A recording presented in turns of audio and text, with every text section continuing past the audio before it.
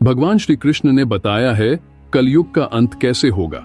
आज के इस वीडियो के माध्यम से हम बताएंगे कि कलयुग के क्या लक्षण है, कलयुग में स्त्री और पुरुष कैसे होंगे, उनकी आयु कितनी होगी, कलयुग का अंत किस प्रकार से होगा और अभी कितना समय बाकी है। तो चलिए बिना देरी किए जान लेते हैं दोस्तों। महाभारत के युद्ध की समाप्ति के पश्चात जब धर्मराज युधिष्ठिर हस्तिनापुर के सिंहासन पर आसीन हुए तो उनके मन में सृष्टि के भविष्य को लेकर अनेक चिंताएं उठने लगी। द्वापर युग अब समाप्त होने की कगार पर था और कलयुग के आगमन के संकेत मिलने लगे थे।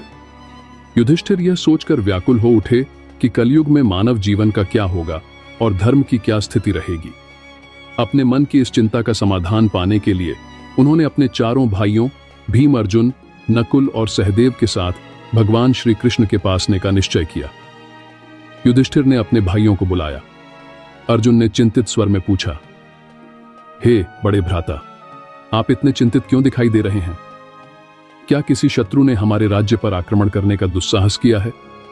यदि ऐसा है तो आप बस आज्ञा दीजिए, मैं अभी जाकर उन सभी का नाश कर दूंगा। युधिष्ठिर ने एक गहरी सांस लेते हुए कहा, हे प्रिय अर्जुन, मैं तुम्हारे पराक्रम से भली भांति परिचित हूं। इस पृथ्वी पर कोई भी राजा इतना साहस नहीं कर सकता कि हस्तिनापुर पर आक्रमण करने का विचार भी करें, लेकिन मेरा चिंतन किसी बाहरी शत्रु के बारे में नहीं है।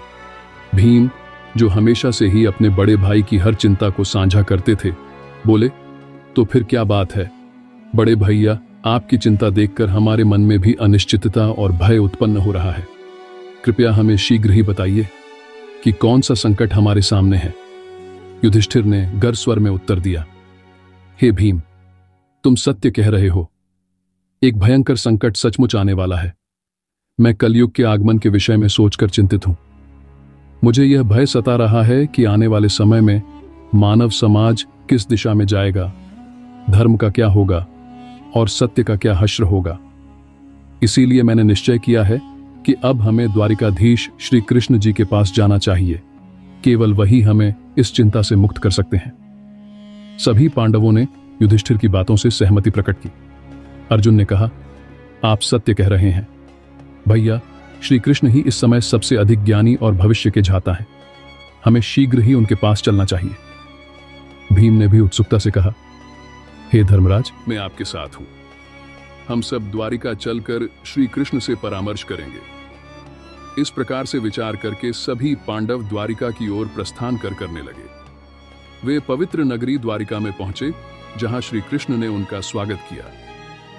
श्री कृष्ण के पास पहुंचते ही युधिष्ठिर ने उनके चरणों में प्रणाम किया और कहा, हे केशव, आपको बारंबार नमस्कार है। श्री कृष्ण ने मुस्कुराते हुए कहा, हे महाराज युधिष्ठिर, द्वारिका नगरी में आपका स्वागत है।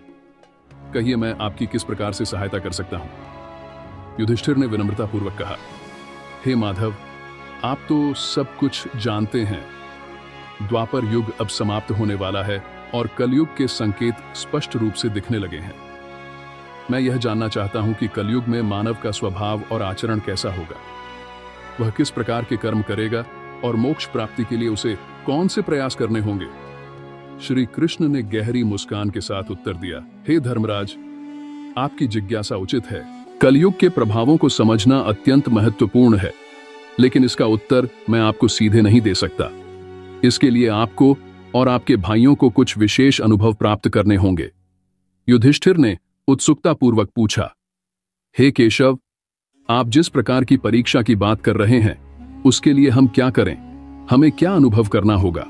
श्री कृष्ण ने कहा, हे महाराज, आपको और आपके चारों भाइयों को अलग अलग दिशाओं में स्थित घने और भयानक वनों में जाकर कुछ विचित्र और अद्भुत चीजें देखनी होंगी।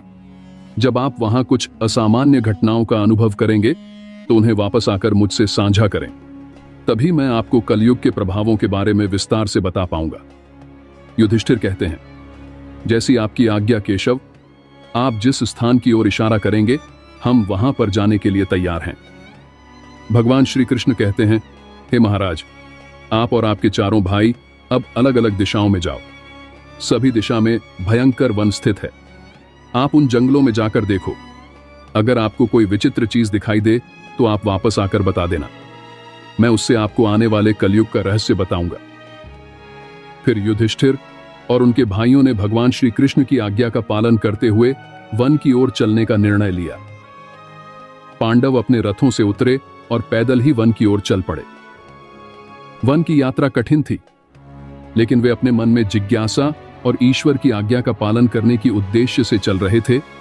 वन का वातावरण शांति और रहस्यमय से भरा हुआ था और पांडव एक एक करके अलग अलग दिशाओं में जाने लगे ताकि वे अधिक से अधिक अद्भुत घटनाओं का अनुभव कर सकें। सबसे पहले युधिष्ठिर को एक घने और रहस्यमय वन में एक विचित्र दृश्य दिखाई दिया।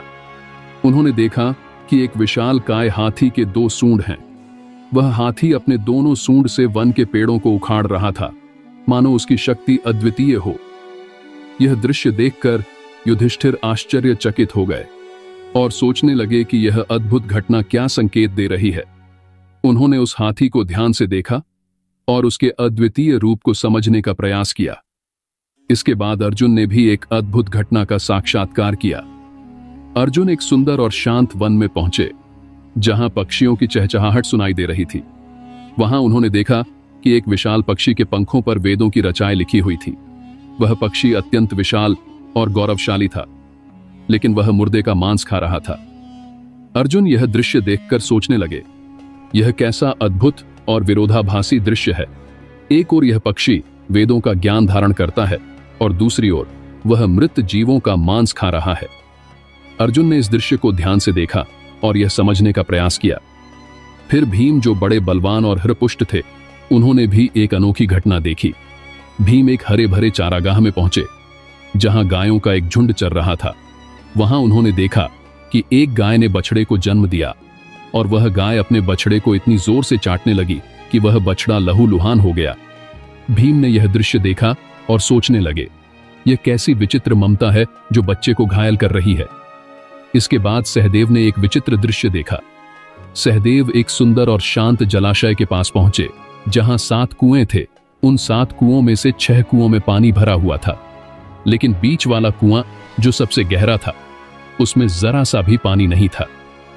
यह दृश्य देखकर सहदेव गहरे विचार में पड़ गए और सोचने लगे कि यह अद्भुत दृश्य क्या संकेत दे रहा है।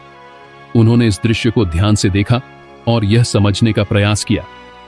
और फिर अंत में नकुल ने भी एक अद्भुत दृश्य देखा। नकुल एक पर्वतीय क्षेत्र में पहुंचे, जहां चारों ओर ऊंचे ऊंचे पर्वत थे और उन पर हरे भरे वृक्ष उगे हुए थे।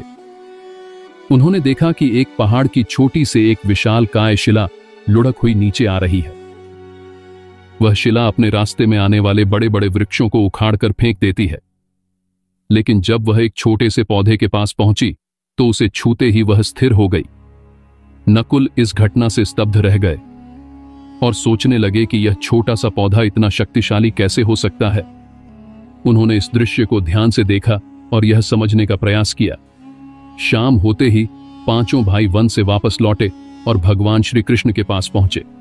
वे सभी अपने अपने अनुभवों को साझा करने के लिए उत्सुक थे। सबसे पहले युधिष्ठिर ने अपनी बात कही। हे प्रभु, मैंने एक हाथी देखा जिसकी 2 सड़ें थी। यह दृश्य देखकर मैं बहुत चकित